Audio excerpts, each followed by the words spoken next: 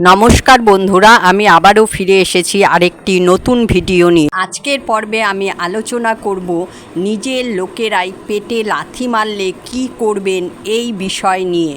শুরু করার আগে বলে রাখি, চ্যানেলে এরকম ভিডিও আরও দেওয়া রয়েছে, দেখে আসবেন। চ্যানেলটিকে অবশ্য করে সাবস্ক্রাইব করবেন। চলুন আর দেরি না করে শুরু করা যাক।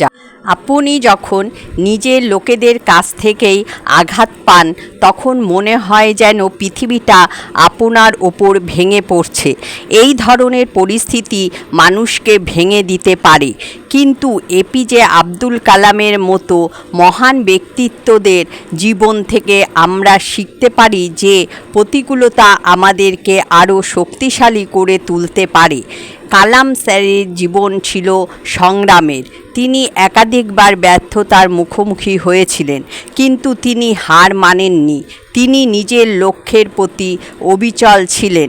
তিনি জানতেন যে ব্যর্থতা সফলতার সিঁড়ির একটি ধাপ মাত্র। তাহলে আপনি কি করবেন? ধৈর্য ধরুন।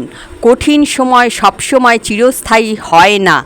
শিখুন, প্রতিটি অভিজ্ঞতা থেকে কিছু শিখুন। আগে এগিয়ে যান। অতীতের কথা ভুলে ভবিষ্যতের দিকে তাকান। স্বপ্ন দেখুন। স্বপ্ন ছাড়া জীবন নীরস। কাজ করুন, কাজ করতে থাকুন। একদিন সফলতা আপনার হবে। আপনি একা নন। সারা জীবনই মানুষকে বিভিন্ন সমস্যার মুখোমুখি হতে হয়, কিন্তু আপনি একা নন। আপনার চারপাশে অনেকেই আছেন যারা আপনাকে সাহায্য করতে চান। তাদের কাছে যান। সর্বশেষে মনে রাখবেন যে আপনি যা করেন না কেন, আপনার স্বপ্ন পূরণ করার জন্য কাজ করে চলুন, কারণ আপনার মধ্যে সফল হওয়ার সব গুণাবলী আছে। আপনি পারবেন। আজকের জন্য এ পর্যন্তই বন্ধুরা, দেখা হচ্ছে পরের ভিডিওতে। চ্যানেলটিকে অবশ্য করে সাবস্ক্রাইব করুন এবং বাকি ভিডিওগুলো দেখে আসুন। সকলেই সুস্থ থাকবেন, ভালো থাকবেন। ধন্যবাদ।